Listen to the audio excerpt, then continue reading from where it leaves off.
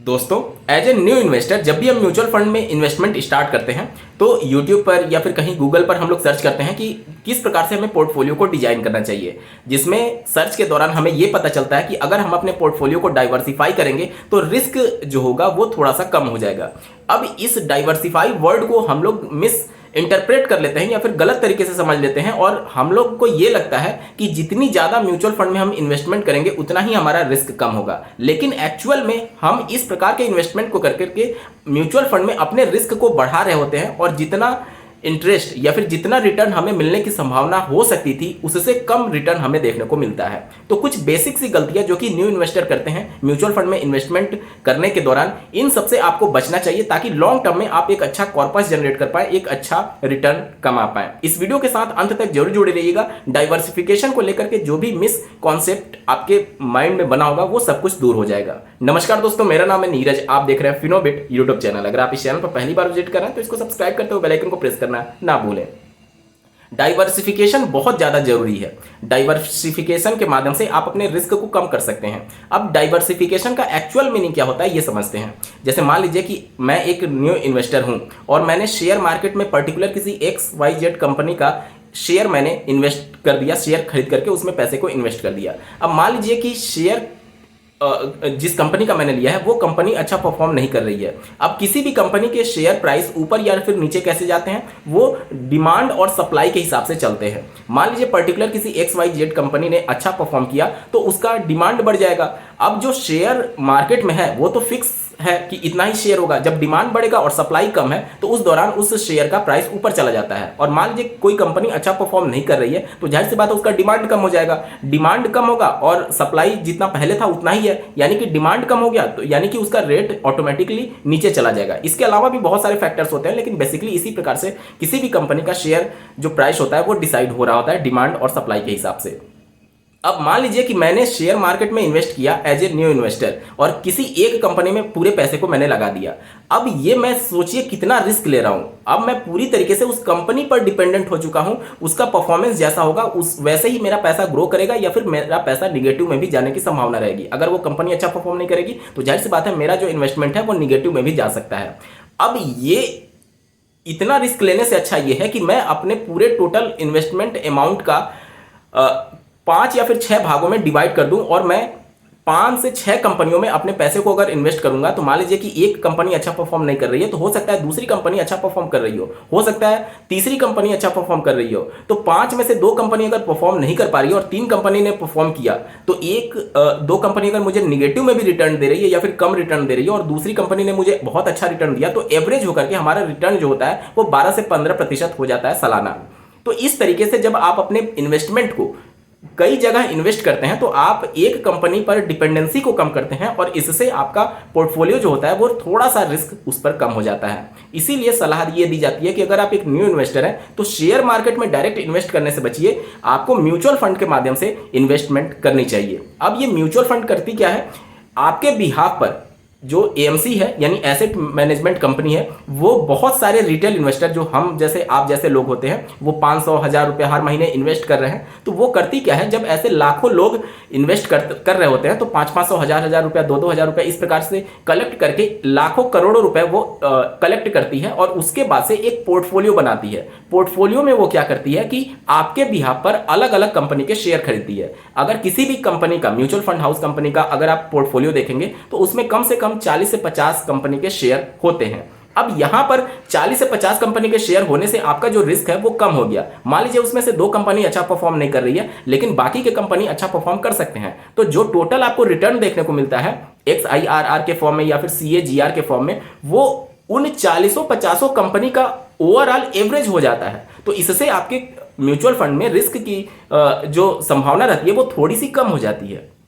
तो इस तरीके से आप अपने रिस्क को कम कर सकते हैं। अब ये तो बात हो गई कि हमें म्यूचुअल फंड की तरफ जाना चाहिए अगर हम न्यू इन्वेस्टर हैं, क्योंकि अगर आप डायरेक्टली शेयर मार्केट में जाते हैं तो हमें उस कंपनी के बारे में पूरा फंडामेंटल के बारे में अच्छा रिसर्च करना होता है और अगर हम ये नहीं कर पाते हैं तो नो डाउट हमारा पैसा निगेटिव में भी जा सकता है। तो इसलिए अगर आप फर्स्ट टाइम इन्वेस्टर हैं या फिर न्यू इन्वेस्टर हैं, म्यूचुअल फंड में इन्वेस्ट करना चाहते हैं, तो आपको म्यूचुअल फंड में ही जाना चाहिए, शेयर मार्केट से आपको दूर रहना चाहिए। अब म्यूचुअल फंड में हमने तय कर दिया कि हम म्यूचुअल फंड में इन्वेस्ट करेंगे, लेकिन एज ए न्यू इन्वेस्टर जब भी हम म्यूचुअल फंड में जाते हैं तो उसमें भी बहुत सारे फंड है जिसको देख करके हम कंफ्यूज हो जाते हैं, जैसे large cap fund, mid cap fund, small cap fund, उसके बाद से मल्टी कैप फंड, उसके बाद से फ्लैक्सी कैप फंड, उसके बाद से हाइब्रिड फंड।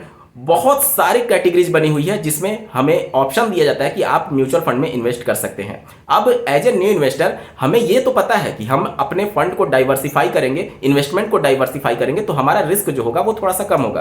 तो एज ए न्यू इन्वेस्टर हम क्या सोचते हैं कि जितनी ज्यादा म्यूचुअल फंड में हम इन्वेस्ट करेंगे उतना ही हमारा रिस्क कम होगा। इस दौरान हम करते क्या है कि लार्ज कैप फंड अगर हमने सेलेक्ट किया तो 5-6 लार्ज कैप फंड ले लेते हैं, मिड कैप अगर हमने सेलेक्ट किया तो 5-6 मिड कैप फंड ले लेते हैं, अगर स्मॉल कैप सेलेक्ट किया तो 5-6 स्मॉल कैप ले लेते हैं। ऐसे भी मैंने पोर्टफोलियो देखे हैं जिसमें 20 से 25 म्यूचुअल फंड में वो इन्वेस्टमेंट करते हैं। तो क्या ये डाइवर्सिफिकेशन बोला जाएगा? नहीं, ये ओवर डाइवर्सिफिकेशन हो गया। अब इसका मतलब क्या हो गया, ध्यान से समझिएगा। आपने अगर 20 से 25 म्यूचुअल फंड में इन्वेस्ट कर दिया तो अगर आप एक कंपनी में, ध्यान से सुनिएगा, अगर आप एक म्यूचुअल फंड में देखेंगे तो 40 से 50 एवरेज वहां पर शेयर मार्केट के कंपनीज के शेयर वहां पर होल्डिंग के तौर पर रहती है। अगर मैं 20 भी म्यूचुअल फंड मान लूं तो 20 गुणे 50 अगर आप करते हैं तो 1000 कंपनी हो जाती है। यानी कि आप देखिए जो लार्ज कैप कंपनियां है वो ऊपर की जो टॉप 100 कंपनी है उसे लार्ज कैप बोला जाता है, जिसका मार्केट कैपिटलाइजेशन 20,000 करोड़ से ऊपर है और 1 से लेकर के 100 सीरियल नंबर तक की ये कंपनियां रजिस्टर्ड है। इसके बाद से 101 से लेकर के 250 तक यानी कि 150 कंपनी जो होती है वो मिड कैप कंपनी बोली जाती है, जिसका मार्केट कैपिटलाइजेशन जो होता है वो 5,000 से लेकर के 20,000 करोड़ के बीच में होता है। इसके साथ ही साथ 251 से लेकर के ऊपर तक जितनी भी कंपनियां रजिस्टर्ड हैं सेबी के साथ वो सभी स्मॉल कैप कंपनी बोला जाता है और इनका मार्केट कैपिटलाइजेशन जो होता है वो 5,000 करोड़ से नीचे होता है। अब ध्यान दीजिएगा, अब चूंकि टॉप की कंपनियां जो लार्ज कैप कंपनियां वो 100 ही हैं, उसके बाद से 150 मिड कैप की कंपनी है और उसके बाद से स्मॉल कैप की कंपनी ऊपर चले जाएंगे। तो अगर मैं 20 म्यूचुअल फंड ले रहा हूं तो यकीन मानिए अगर मैं केवल लार्ज कैप में 20 म्यूचुअल फंड में इन्वेस्ट कर रहा हूं तो इससे होगा क्या कि टॉप की तो 100 ही कंपनी है ना, और हमने क्या किया कि 1000 कंपनी में हम इन्वेस्ट कर रहे हैं, यानी वही पैसा हमारा बार बार उसी पोर्टफोलियो में जा रहा है, उसी कंपनी में बार बार इन्वेस्ट हो रहा है। तो इससे ओवर डाइवर्सिफिकेशन कहने का मतलब कि अगर हमें सभी कंपनियों में इन्वेस्ट ही करना है तो इससे अच्छा तो हमें यह है कि हम इंडेक्स फंड के साथ चले जाए। अब ये इंडेक्स फंड क्या होता है, जैसे कि लार्ज कैप हो गया, मिड कैप हो गया, स्मॉल कैप हो गया, तो सबका एक बेंचमार्क इंडेक्स तय किया गया है और उसमें जिस प्रोपोर्शन में कंपनियां रजिस्टर्ड है, जिनका जिस प्रकार से उनका प्रोपोर्शन है उसी प्रकार से आपका पैसा उसी प्रोपोर्शन में इन्वेस्ट कर दिया जाता है। तो जैसे मार्केट ऊपर जाएगा, जैसे मार्केट नीचे जाएगा, उसी तरीके से आपका पैसा भी, इन्वेस्टेड अमाउंट भी ऊपर और नीचे जाएगा। तो इस फंड को, इस म्यूचुअल फंड को हम लोग पैसिव म्यूचुअल फंड बोलते हैं। इसमें क्या होता है कि कोई एक्टिवली आपके फंड को मैनेज नहीं कर रहा होता है, तो यहां पर जो एक्सपेंस रेशियो होता है यानी कि जो चार्जेज होते हैं म्यूचुअल फंड हाउस कंपनी के, वो बहुत कम देखने को मिलते हैं। वहीं अगर आप एक्टिव फंड की तरफ जाते हैं जहां पर आपका एएमसी यानी म्यूचुअल फंड हाउस कंपनी आपके बिहाफ पर एक फंड मैनेजर अलॉट किया हुआ है, उस कंडीशन में क्या होगा कि चूंकि आपके लिए वो फंड मैनेजर काम कर रहा है, एएमसी पूरा काम कर रहा है और पूरी टीम काम कर रही है, तो इस दौरान जो चार्जेज होते हैं उनके वो बढ़ जाते हैं। भले ही अगर आप देखने में लगेगा कि हमारा 0.5%, 0.8% केवल चार्ज बढ़ रहा है, लेकिन लॉन्ग टर्म में आप देखेंगे तो ये लाखों में आपके चार्जेज हो जाते हैं। तो अगर आप बहुत ज्यादा कंपनी में इन्वेस्ट कर रहे हैं, 20 कंपनी में इन्वेस्ट कर रहे हैं, तो म्यूचुअल फंड में इन्वेस्ट कर रहे हैं, तो 50 से अगर आप मल्टीप्लाई करते हैं, क्योंकि एक म्यूचुअल फंड में एवरेज अगर आप देखेंगे तो 50 कंपनी होती ही होती है, तो उस दौरान आपने 1000 कंपनी में इन्वेस्ट कर दिया और वही कंपनी बार बार रिपीट हो रही है। तो इससे अच्छा यह है कि अगर आप सभी कंपनियों में इन्वेस्ट ही करना चाहते हैं तो उससे अच्छा यह है कि आप कमीशन कम दीजिए, चार्जेज आपके कम लगेंगे। इसके लिए आपको किसी भी मार्केट कैपिटलाइजेशन जैसे large cap, mid cap, small cap का जो बेंचमार्क इंडेक्स होता है, इससे अच्छा ये है कि आप उसमें इन्वेस्ट कर दीजिए ताकि आपका जो चार्जेज है वो कम हो जाए। अगर आपको एक्टिव मैनेज फंड की तरफ आना है, म्यूचुअल फंड की तरफ आना है, तो आपको बहुत ज्यादा नहीं म्यूचुअल फंड लेना है। अगर आप large cap, mid cap, small cap सब में इन्वेस्ट करना ही चाहते हैं तो आप सब में एक एक फंड केवल ले सकते हैं और सभी पोर्टफोलियो को मिलाकर, पूरे पोर्टफोलियो को मिलाकर के आपके पोर्टफोलियो में 5 से 6 म्यूचुअल फंड से ज्यादा नहीं होना चाहिए। अगर आप तीनों में इन्वेस्ट करना चाहते हैं, लार्ज कैप, मिड कैप और स्मॉल कैप में, तो उस दौरान आप मल्टी कैप की तरफ जा सकते हैं। मल्टी कैप एक प्रोडक्ट लेने से आपका तीनों कंपनी में इन्वेस्टमेंट हो जाएगा। अगर आप एक्टिव फंड की तरफ जाते हैं तो फ्लैक्सी कैप फंड ले सकते हैं। फ्लैक्सी कैप फंड में जो फंड मैनेजर होता है उसके पास फ्लेक्सिबिलिटी होती है कि वह अपने हिसाब से मार्केट के सिचुएशन के हिसाब से लार्ज कैप, मिड कैप और स्मॉल कैप में आपके पैसे को रोटेट करता रहता है। क्योंकि एक बार में ये जरूरी नहीं है कि तीनों प्रकार के लार्ज कैप, मिड कैप और स्मॉल कैप अच्छा परफॉर्म कर रही हो। जैसे अगर आप 2023 देखेंगे तो मिड कैप और स्मॉल कैप ने बहुत अच्छा परफॉर्म किया, लेकिन उसकी तुलना में लार्ज कैप ने उतना अच्छा परफॉर्मेंस नहीं दिया। तो अगर आप फ्लेक्सी कैप में इन्वेस्ट किए रहते तो उस दौरान जो फंड मैनेजर होगा वो ये देखता है कि इस समय किस में ज्यादा ग्रोथ की संभावना है, तो आपके पैसे को वो उसमें इन्वेस्ट करेगा।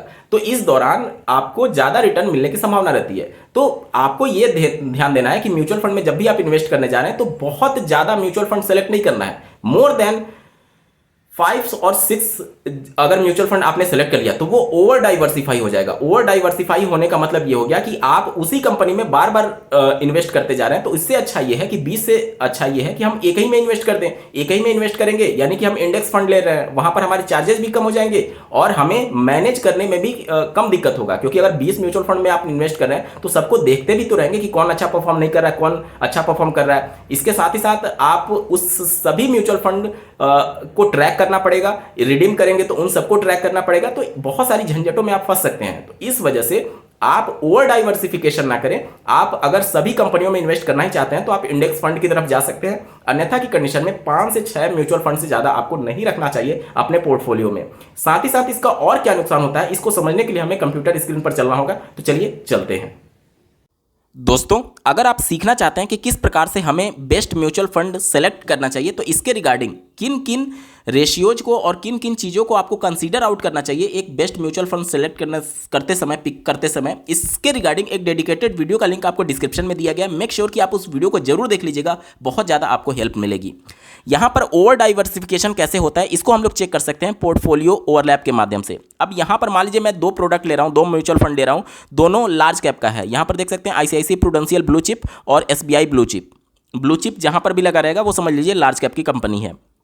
अब यहाँ पर आप देखिए जो दोनों में कॉमन स्टॉक्स हैं वो 51% है। अब मान लीजिए कि मैं इसमें पैसा इन्वेस्ट कर रहा हूँ और इसमें पैसा इन्वेस्ट कर रहा हूँ, तो मुझे देखने में तो लग रहा है कि मैं 2 म्यूचुअल फंड में इन्वेस्ट कर रहा हूँ, लेकिन उस जितना भी इन्वेस्ट करूँगा उसमें से 51% दोनों में कॉमन है। यानी कि अगर आप ICICI prudential mutual fund house के तहत इन्वेस्ट कर रहे हैं और SBI के तहत इन्वेस्ट कर रहे हैं तो दोनों मिलकर के 51% पैसा आपका एक ही कंपनी में लगा रही है, एक ही प्रकार की कंपनी में लगा रही है। तो हम दोनों में क्यों इन्वेस्ट करें? क्योंकि दोनों में हमें चार्जेस देने पड़ेंगे, इसमें भी चार्ज देना पड़ा है, इसमें भी चार्ज देना पड़ा है। तो इससे अच्छा ये है कि हम दोनों को घटा करके सिर्फ एक में इन्वेस्ट करें।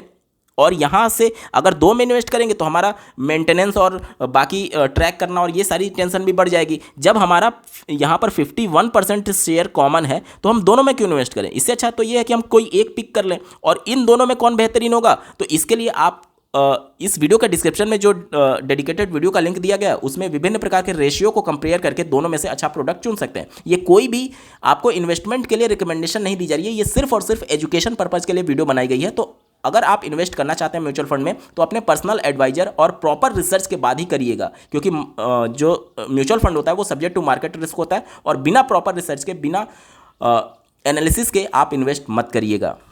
इसके साथ ही साथ आप देख सकते हैं पोर्टफोलियो ओवरलैप के माध्यम से हम लोग पराग पारिक फ्लैक्सी कैप और पराग पारिक ELS टैक्स सेवर का कंपैरिजन कर रहे हैं। तो यहाँ पर आप देख सकते हैं दोनों अच्छे प्रोडक्ट हैं, लेकिन अगर आप एक साथ दोनों में इन्वेस्ट कर रहे हैं तो यहाँ पर देखिए 76% जो पोर्टफोलियो है उनका ओवरलैप कर रहा है। मतलब कि आपको देखने में लगेगा कि मैं 2 जगह इन्वेस्ट कर रहा हूँ, लेकिन आपका पैसा 76% जो पैसा है वो एक ही प्रकार के स्टॉक्स में इन्वेस्ट हो रहा है। तो ये डाइवर्सिफिकेशन कहाँ हुआ? ये तो आप देखने में आपको लग रहा है कि 2 प्रोडक्ट में आप इन्वेस्ट कर रहे हैं, लेकिन एक्चुअली में वो जा रहा है एक ही प्रकार के स्टॉक्स में। ठीक है, 76% यहाँ पर ओवरलैपिंग है। तो इस प्रकार के ओवरलैपिंग से हमें बचना चाहिए। ये आप पैसा भले ही आपको देखने को लग रहा है कि हम 2 प्रोडक्ट में इन्वेस्ट कर रहे हैं, लेकिन आपका पैसा मोस्टली पैसा जो है जो 76% पैसा है वो एक ही प्रकार के स्टॉक्स में जा रहा है। और इन दोनों में आप देख सकते हैं 40 स्टॉक्स जो हैं वो कॉमन है। तो क्यों हम 2 प्रोडक्ट चुने? इससे तो अच्छा हो जाएगा कि हम एक ही प्रोडक्ट में जाएं। अब यहाँ पर डाइवर्सिफिकेशन का मतलब आप प्रोडक्ट लेवल पर भी करेंगे, जैसे large cap, mid cap, small cap, मतलब तीनों प्रकार के प्रोडक्ट में आप पैसे को डाइवर्सिफाई करके इन्वेस्ट करेंगे। और साथ ही साथ एएमसी वाइज भी आपको पैसे को डाइवर्सिफाई करके इन्वेस्ट करना है। जैसे मान लीजिए कि मैं एचडीएफसी म्यूचुअल फंड की तरफ जाता हूँ, पराग पारक की तरफ जाता हूँ, आईसीआईसीआई प्रूडेंशियल की तरफ जाता हूँ, एसबीआई की तरफ जाता हूँ, यूटीआई की तरफ जाता हूँ, कितने भी म्यूचुअल फंड जितने भी हैं उन सब की तरफ अगर आप देखेंगे तो आप, अगर मैं लार्ज कैप में इन्वेस्ट करना चाहता हूं और स्मॉल कैप में इन्वेस्ट करना चाहता हूं तो कभी भी एक प्रकार के एएमसी का आपको प्रोडक्ट नहीं लेना चाहिए। इससे क्या होता है, जैसे मान लीजिए कि मैंने केवल एग्जांपल के लिए मैं बता रहा हूं, मान लीजिए आईसीआईसीआई प्रूडेंशियल का मैंने प्रोडक्ट ले लिया और आईसीआईसीआई म्यूचुअल फंड से संबंधित कोई निगेटिव खबर आ गई, और चूंकि मार्केट जो है वो इमोशंस पर बहुत ज़्यादा डिपेंड करता है, तो मान लीजिए कोई निगेटिव खबर आ गई तो उससे क्या होगा कि चूंकि आपने एक ही प्रकार के एएमसी के सारे प्रोडक्ट में पैसे इन्वेस्ट किए हुए हैं, तो अगर एक एएमसी के लिए कोई निगेटिव खबर आ रही है तो उसके सारे प्रोडक्ट यानी कि large cap, mid cap, multi cap, flexi cap, हो सकता है सब कुछ धीरे धीरे थोड़ा सा निगेटिव जाए तो आपको वहां पर नुकसान उठाना पड़ सकता है। तो अगर आप एएमसी वाइज भी, जैसे आप मान लीजिए कि लार्ज कैप में इन्वेस्ट करना चाहते हैं तो किसी दूसरी एएमसी का ले लीजिए, मिड कैप में करना चाहते हैं तो किसी दूसरी का ले लीजिए, स्मॉल कैप में करना चाहते हैं तो किसी दूसरी का ले लीजिए, फ्लेक्सी कैप में करना चाहते हैं तो दूसरे का, ईएलएसएस में करना चाहते हैं तो दूसरे का। इससे क्या होगा कि एक अगर एएमसी से संबंधित कोई निगेटिव खबर आती है तो आपका पैसा एक केवल उसी में नहीं लगा हुआ है कि वो पूरा पैसा, आपका पूरा इन्वेस्टमेंट ही डिस्टर्ब होगा, आपका उसमें हो सकता है 20%, 5%, 10% ही लगा हो, तो आपके इन्वेस्टमेंट का 5 से 10% ही उससे इंपैक्ट होगा। बाकी के जो पैसे हैं वो अलग एएमसी के अलग प्रोडक्ट में लगे हुए हैं, तो इससे आपका वो पैसा या फिर इन्वेस्टमेंट डायरेक्टली डिस्टर्ब नहीं होगा। तो आपको डाइवर्सिफिकेशन प्रोडक्ट वाइज भी करना है और एएमसी वाइज भी करना है। और इससे पहले आपको ये भी चेक करना है कि अगर आप 2 प्रोडक्ट ले रहे हैं, मान लीजिए एक अलग अलग एएमसी भी आपने सेलेक्ट कर लिया और अलग अलग प्रोडक्ट भी आपने सेलेक्ट किया, बावजूद इसके आपको उसमें भी देखना है कि कितना प्रतिशत हमारा यहाँ पर ओवरलैपिंग हो रहा है। और अगर किसी में 20% से ज़्यादा, ध्यान से सुनिए, किसी भी 2 म्यूचुअल फंड में अगर 20% से ज़्यादा ओवरलैपिंग है तो आपको उन दोनों में एक साथ इन्वेस्टमेंट करने से बचना चाहिए। 20% से कम है तो चलेगा, लेकिन 20% से ज़्यादा है तो आपको इन्वेस्टमेंट करने से बचना चाहिए। उनमें से कोई एक ही में इन्वेस्ट करिए और वो कौन सा बेस्ट होगा उसके लिए आपको प्रॉपर रिसर्च करने की जरूरत है, जिसका डेडिकेटेड वीडियो लिंक आपको इस वीडियो के डिस्क्रिप्शन में दिया गया है। दोस्तों, ये वीडियो आपको कैसा लगा कमेंट के माध्यम से जरूर बताइएगा और ऐसे ही महत्वपूर्ण अपडेट के लिए इस चैनल को सब्सक्राइब करना ना भूलें। इस वीडियो को देखने के लिए आपका बहुत बहुत धन्यवाद। भगवान करे आपका दिन शुभ हो।